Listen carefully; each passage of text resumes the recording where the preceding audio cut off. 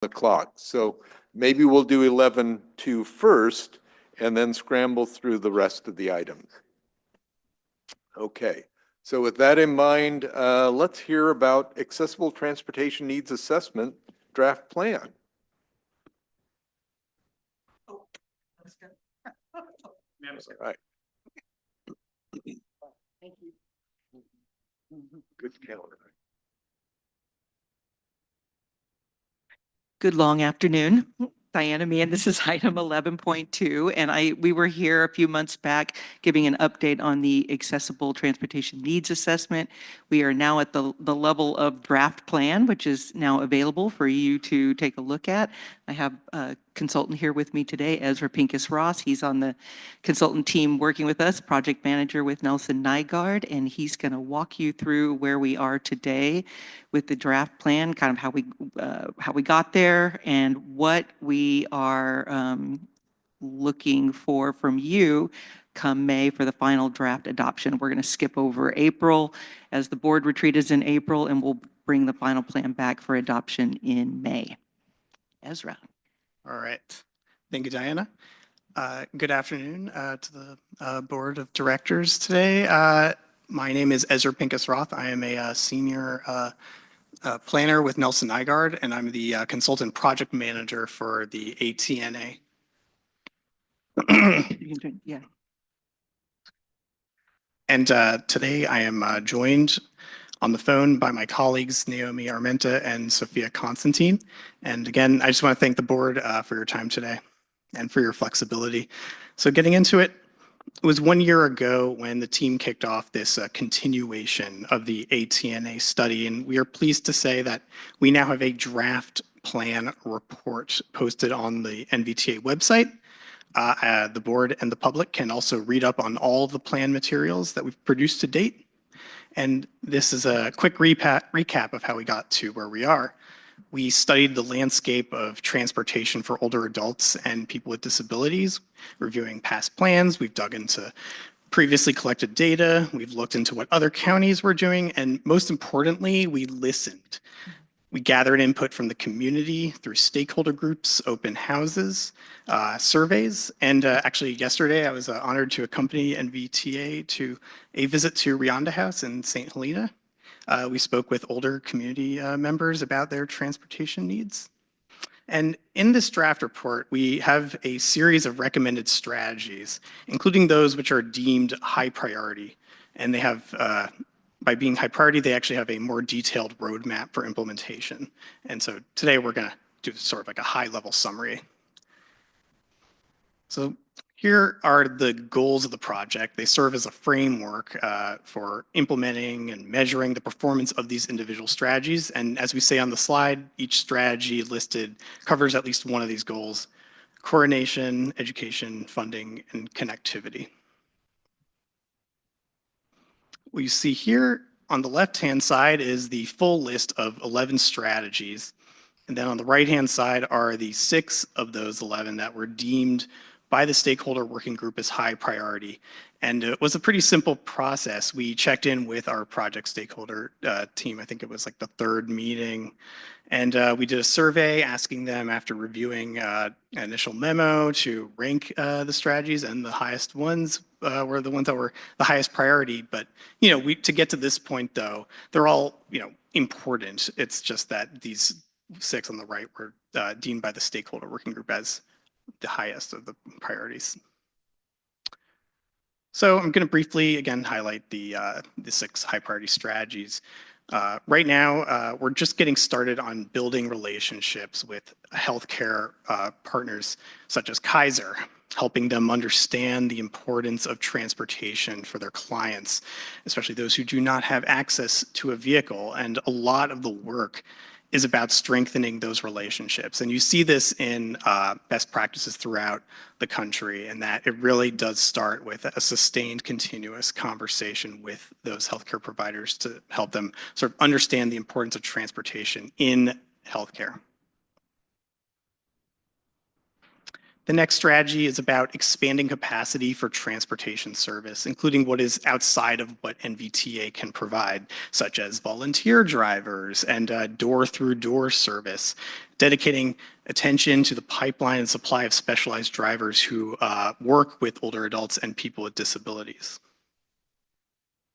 Another strategy is around service to neighboring counties. This would include working with MTC and the neighboring counties around providing one-seat ride services to Vallejo and in the long term, possibly Santa Rosa.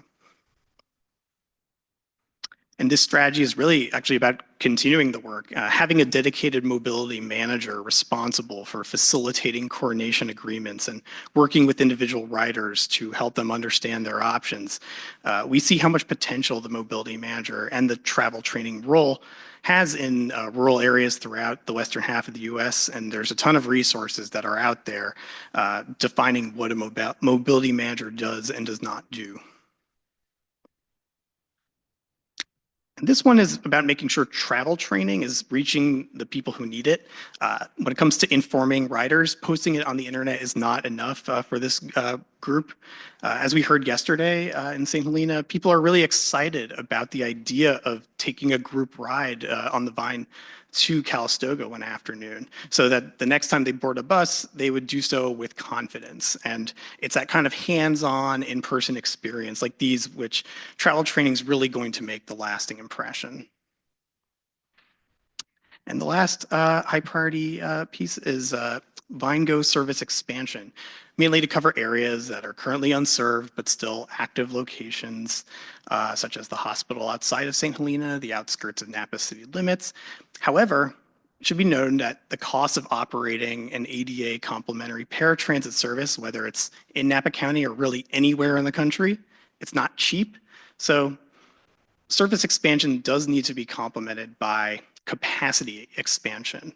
And in the short term, you can potentially start with partnerships like bringing in non-emergent medical transit providers, which, have met a series of standards. They have a wheelchair accessible fleet. And, this could be a potential through, an agreement, a potential new revenue stream for them as well. So these are the highlights of the plan. And right now we are anticipating receiving feedback, and we look forward to finalizing this plan for the board to approve later in the spring this year. And, as a reminder, the hard work of meeting these kinds of needs discussed in this plan, it's going to continue, because as long as people are continuing to retire in Napa County or just age in place, those needs will be there. And yeah, so it's this is hopefully an important milestone again along the way, and in terms of meeting those needs. So I just want to thank you all for your time, and I look forward to any questions or comments you may have. Well, thank you for the report. Do we have any questions? Oh, Let Oh. Deborah go first. let I Deborah- think Ezra is selling himself a little short. This group did make a presentation to the PCC recently in our March meeting. And it was a much more detailed plan that talked about executing these priorities, and it was received really favorably. That's the message I want to leave this group with. And I think everybody's excited to see what moves forward. One thing I do want to say, Ezra identified correctly, there is a need in Napa County for transportation for seniors who are coming out of a hospital setting and going home, because it's hard to find, it's kind of impossible, a provider who can take someone who's coming off of an anesthesia moment.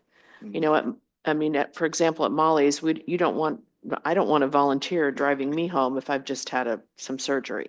So that's just a big need, and they were both Ezra and Diana were both aware and open to thinking about solutions for that. So you just have our thanks for doing such a good job. Thank you. Thank you. Director Hi. Alessio. Thank you. And Deborah, thank you for that feedback on that. So in terms of partnerships with healthcare providers, how's that going, the discussion? Because it's a tough one, because the timing right now with healthcare providers and federal funding that's on the chopping block, Medicaid, which is the Medi-Cal aspect, which is one of the major revenue sources for hospitals that are already living on a very thin oxygen margin in terms of staying afloat. But how's that been? We just had a meeting literally a week ago with the Kaiser team. I wasn't at that meeting, actually. Rebecca and the transit team were there.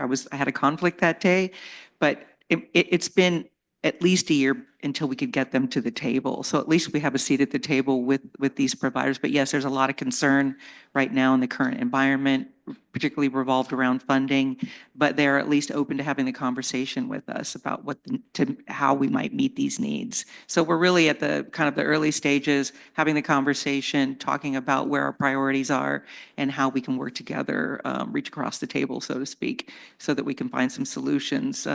We know that public transit isn't going to solve all of this.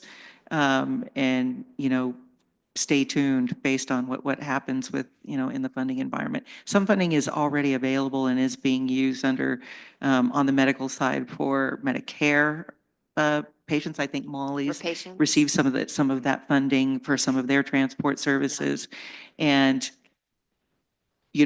this is funding that we're not completely tuned into at NVTA. So that's kind of a step forward in the right direction, is to understand what those funding resources are, where we can combine our funding with that fund source to move the needle for some of the local need. And I've said this before with PASS, and just for those who don't know, I worked for Queen Valley Medical Center for 20 years. 10 years inside the hospital, inside the main entrance.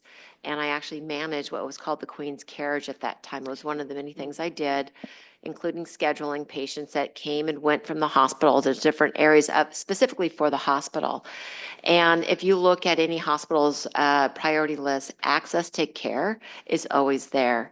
And when a hospital does not, and this is where I would come in and make a case, and see what we could do with our state and federal legislation in terms of different areas. I won't get too far in the weeds. If patients can't get to the hospital, then the hospital is not providing access to care, right? And so the Queen's Carriage back then, what we called it, was utilized all the time. It was expensive. And there was a change in law in I believe, or interpretation of what was considered a charitable gift and community benefit that they could put on their 990 form as a tax deduction to keep them as a nonprofit hospital. And whether that came from the federal government, the IRS, or that was the medical center's interpretation, I'm not sure. But I think that's an area that we can work on with the healthcare provider and maybe with legislation. Whether we change legislation where they do get credit for it, if the IRS had changed some things around that, or whether we need funding for this specific area. We know I served 4 years on Area Agency on Aging. Napa Solano is a #1 need in Napa County that was identified in a needs assessment they did 2 years ago. We know that I knew what the outcome was going to be on this report based on the other report. But now we've got even more kind of, information and data. But I don't want us to be done. I think this just gives us more leverage to do the work, continue those conversations, bring me in. I'm happy to have the straight talk with the healthcare providers in terms of my understanding and bring in our congressmen and any state legislators. Great, thank Thank you. you. Okay, thank Great, you. and I would ask that you bring me in right next to Liz when you do Okay. that. That would be That great. sounds great. Yeah, I think we're lucky to have two players who are very much involved and can provide some real experience. So I appreciate that. Any other comments? This is an information item only. Thank you for making it a brief presentation, given our time constraints. And it's good to know that you provided much more detail with the PCC. So, all right. Thank you. Thank you.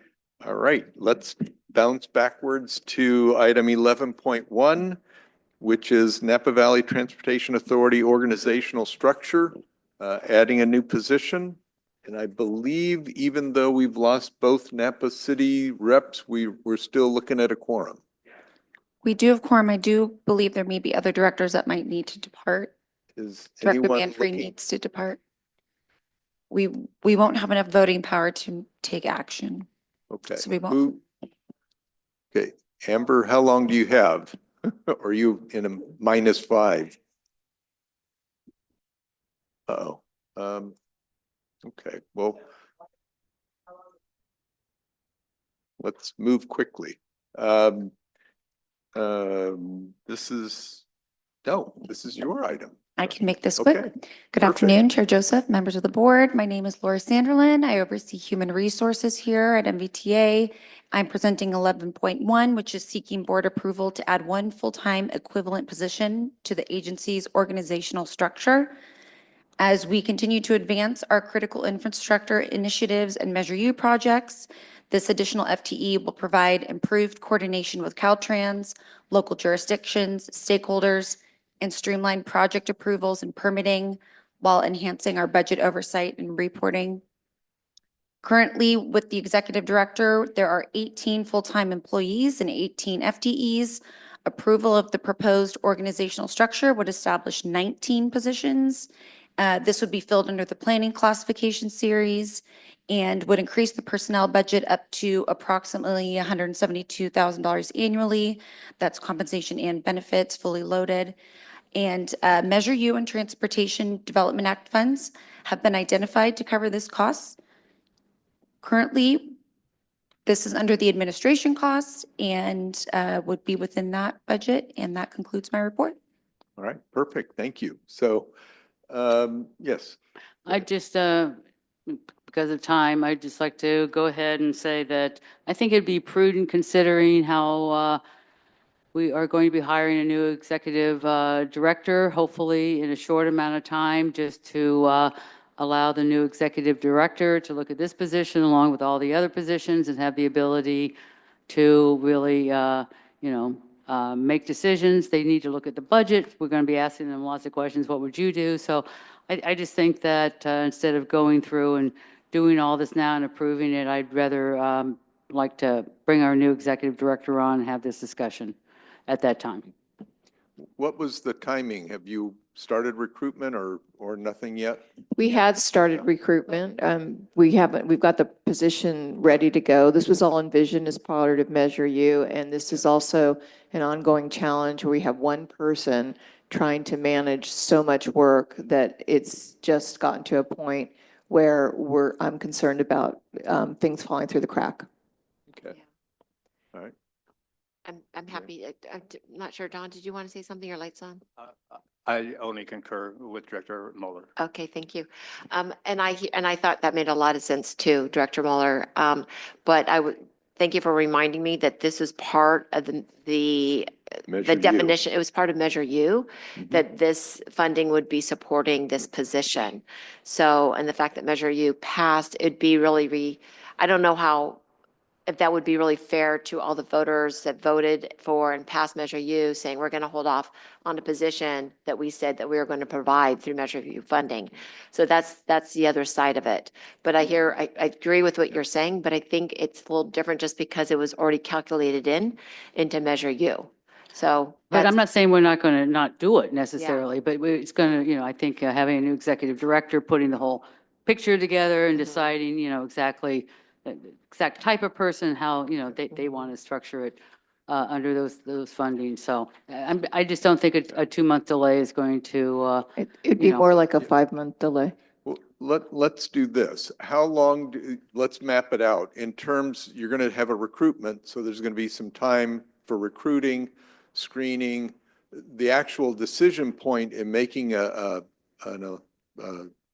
offer is how much? 1 or 2 months from now? Depending on how many candidates we get, if we're lucky, Yeah. we all know how it is out in the hiring field right now, but it would probably take 3 to 4 months until we can get the person here Right. after we've posted, recruited, closed recruitment, conducted interviews, follow-up interviews, so on and so forth. So it seems to me that we should move ahead with the process, recognizing that probably the new director is the one who's going to make the final call.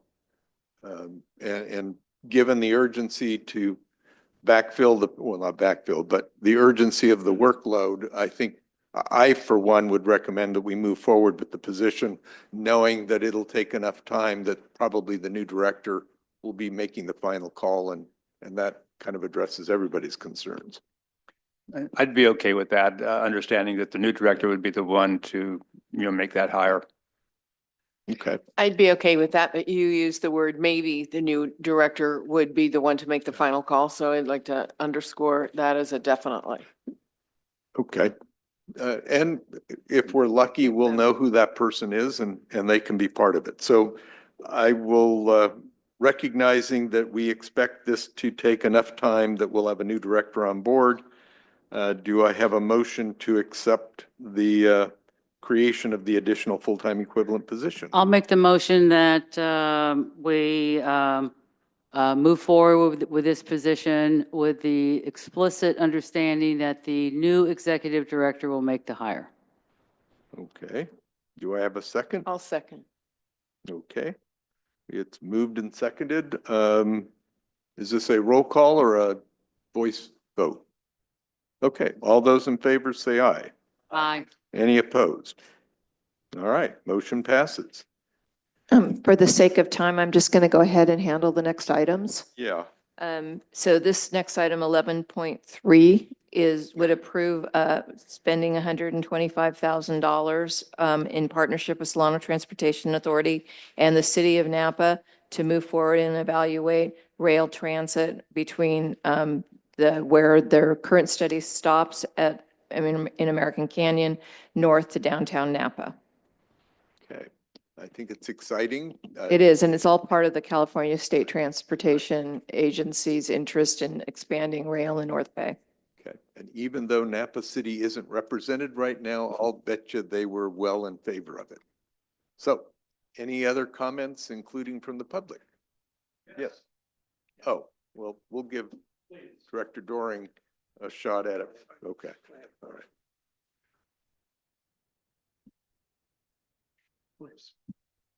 Well, I was just, Kate, I was just interested in the funding and sharing the funding and why the city of Napa is apparently a major stakeholder, but they're not being asked to fund anything. I'm Yeah. sure they will at some point. And why is that?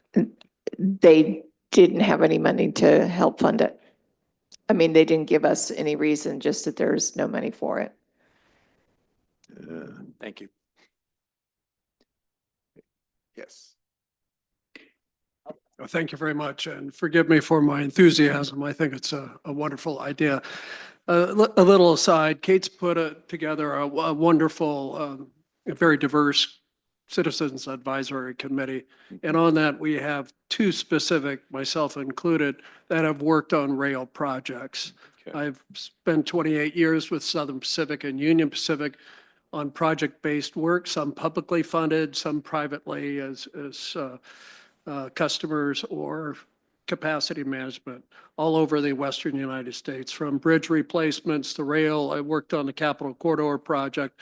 And my point is, we don't need a gold-plated system, which I've seen over on the other counties, which I've seen throughout the United States. It doesn't demand that. What I'm looking at, and I think it's a great price actually, is putting together something on let's say a shoestring budget. Is that on your breakout there, I was looking at the rail, and there's a stick there, which is 39 feet of 132-pound steel. That's per yard. It was milled in June of 1970. It's ready to go into any high-speed rail system. It's head hardened. You don't throw things like that away, like they're doing over in the other county. That is, the heads could be cut off, reprofiled. We could transpose it. It's just the ballast and the subgrade that needs. And with our quarry right here, which is supplied rock, you could put together quite a system for a whole lot less than any consultant's going to. What I heard from the Vallejo project at $5 billion or something like that, that's just absurd. I have the experience. I've done the work. I've swung a hammer. I've bent steel with these hands, short of Superman. But it can be done, and we could do it very quickly and collaboratively. Thanks very much. Actually, that's reminiscent of the remarks that the owner of the wine train years back said after the 2002 rail study, is that you can get into it a lot cheaper, and then as you build up customers and a revenue, then you start upgrading. So I appreciate your comments. Again, I think it's an exciting project. I'm not sure how much we can integrate the idea of saying, how can we do some of this on the cheap? But I'm sure that's part of the feasibility study. Any other comments? And I'll move to approve if we're ready for a motion. we are. And any second? All right. Second. Easy seconds. Moved and second to go ahead with an add-on to the rail feasibility to include the American Canyon to Napa connection. All those in favor say aye. Any opposed? Okay, motion carries, and we should give special comments to Napa City saying, why aren't you contributing? You got that 1% thing. Right. Okay. They're not here to defend themselves. 11-4. Thank you. 11-4 would award a $630,000, or not to exceed a $630,000 contract to K&N for financial services. This is largely specific to Measure U, but we would also use them for other purposes. We went out to bid, and K&N was the only submittal. We have a long-standing relationship with K&N, and they had a qualified bid, which we reviewed. Okay. Now, the 105 a year is only if you need it, so. That's right, not to exceed. Okay, perfect. Any comments? Yes. I'm just curious, would the services just be limited to NVTA, or would other jurisdictions be able to work their magic and get some of those services for our own? You know, if there was a project that was subject to a bond. If you were structuring a debt associated with Measure U project, then definitely it would be part of that. Good leverage. Any other comments, board or public? Then I will entertain a motion to approve a contract with K&N Public Finance. One more item, and I'm going to Oh. dispense with everything else.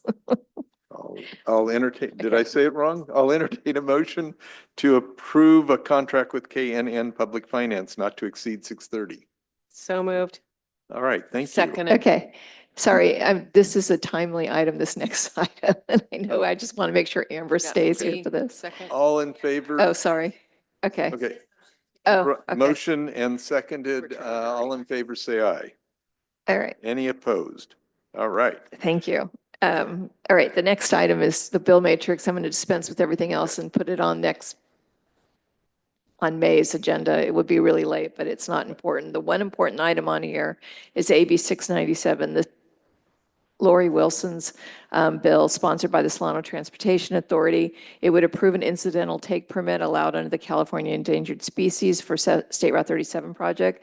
The bill would allow for construction to proceed during nesting and breeding seasons, but would also require a mitigation for impacts to endangered and threatened species.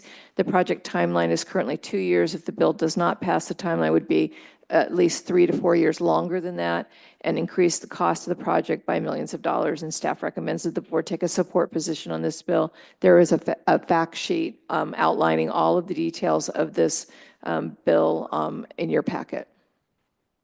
Happy to answer any questions. And this was something that was reinforced at the SR 37 Resilient Committee too, by the way. Yes. That All right. we take a support position. Okay, second, Kevin for second. Any public comment or other board comments? Okay, then all those in favor say aye. Aye. Any opposed? All right, thank you very much. And Thank you. And we'll leave the rest of the legislation for a later date. perfect. 12, future agenda items. Any future agenda items? Then I will adjourn at 3:50. I thank you for your patience, and Director